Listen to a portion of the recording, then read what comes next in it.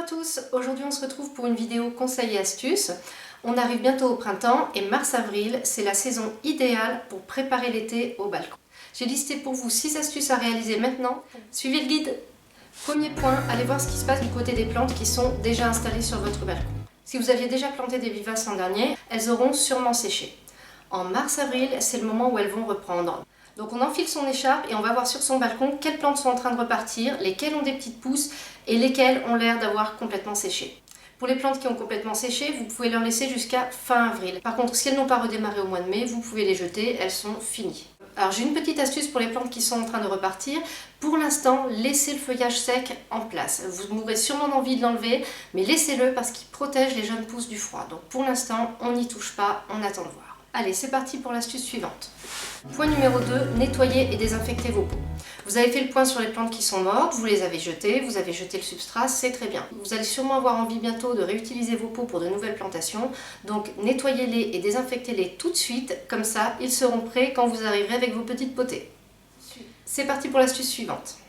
Point numéro 3, c'est le moment de tailler vos plantes.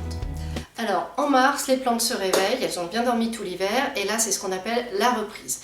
Et c'est le moment idéal pour tailler ces petites vivaces. Donc je pense notamment aux petits buissons arbustifs qu'on a pu planter sur son balcon, Pittosporum, chèvrefeuille ou autre. Une seule condition pour savoir si vous pouvez les tailler ou pas, ne taillez que ceux qui fleurissent à partir du mois de juillet. Parce que pour ceux qui fleurissent avant, les petits boutons sont déjà formés et vous risqueriez de les couper en taillant les tiges. Donc on n'y touche pas, ceux-là on les fera après floraison. Donc je récapitule, si votre plante fleurit à partir du mois de juillet ou de la toute dernière semaine de juin, vous pouvez la tailler. Sinon, on la taillera après floraison. C'est parti pour l'astuce suivante. Point numéro 4, c'est le moment d'acheter des bulbes d'été. Les bulbes d'été au balcon, c'est possible. Il suffit de choisir des variétés qui vont être adaptées, qui seront assez petites, voire des variétés naines, et vous pourrez obtenir une jolie floraison quasiment à coup sûr. Moi j'aime bien planter des bulbes parce qu'on a la satisfaction de voir pousser les plantes et en plus souvent c'est plus économique que de les acheter. Il y a certaines variétés qu'on peut trouver ensuite en pot, mais je trouve que c'est plus économique et beaucoup plus gratifiant. Donc c'est quelque chose que je recommande pour le balcon. Par contre attention au gel, ne les plantez pas trop tôt si vous êtes dans une région où il fait froid ou bien alors pensez à protéger le pot et protéger aussi avec un voile d'hivernage le dessus de votre contenant. Allez, on est parti pour l'astuce suivante. Point numéro 5, c'est le moment d'acheter des plantes en petits godets. Vous en trouverez dans les jardineries assez facilement. Alors elles ne sont pas fleuries en général, elles sont beaucoup plus petites que celles qu'on peut acheter au mois de mai quand on a tous envie de jardiner. Par contre, elles sont beaucoup moins chères puisqu'elles sont plus petites. Et si vous les plantez maintenant, vous aurez le plaisir de les voir pousser, de les voir se développer et de les voir fleurir. Donc si vous voulez faire plus économique et préparer votre balcon dès maintenant, préparer votre floraison et avoir déjà de jolies choses sur votre balcon en attendant et des plantes à vous occuper, pensez à planter des petits godets maintenant. C'est très très agréable. Et un autre avantage de ces plantes en petits godets, c'est qu'on trouve beaucoup plus de variétés qu'une fois qu'on est en pleine saison et que les jardineries nous vendent seulement certaines plantes qui marchent bien.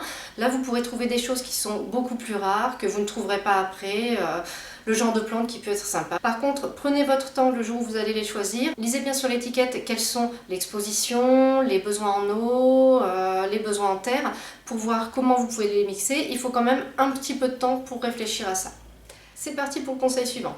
Point numéro 6, on y arrive enfin, c'est le moment de faire des semis. Alors je sais, des semis sur un balcon, c'est pas ce qui se fait le plus, mais j'en ai fait l'an dernier, j'ai réussi à avoir de jolies floraisons quand même, et c'était très agréable. Donc si vous avez envie de vous amuser un peu, de partir de la graine et d'arriver à une plante fleurie luxuriante, j'ai réussi à faire ça l'an dernier, faites des semis. Je vais faire une petite vidéo pour vous donner des idées, et des idées de variétés qui marchent bien à tous les coups, et des idées de variétés qu'il vaut mieux éviter peut-être aussi. Et n'hésitez pas à vous amuser avec ça, surtout c'est très sympa. Et en plus, un sachet de graines, ça coûte quasiment rien par rapport à une plante. Donc même si au pire tout foire, bon ben vous n'aurez pas perdu non plus des fortunes. Et sinon, si vous arrivez à avoir de belles plantes, vous serez tout à fait content. Cette vidéo est maintenant terminée, j'espère qu'elle vous a plu et qu'elle vous a donné des idées. Si vous avez des questions, des remarques, n'hésitez pas à les poster en commentaire, j'essaierai d'y répondre au plus vite. Merci et à bientôt!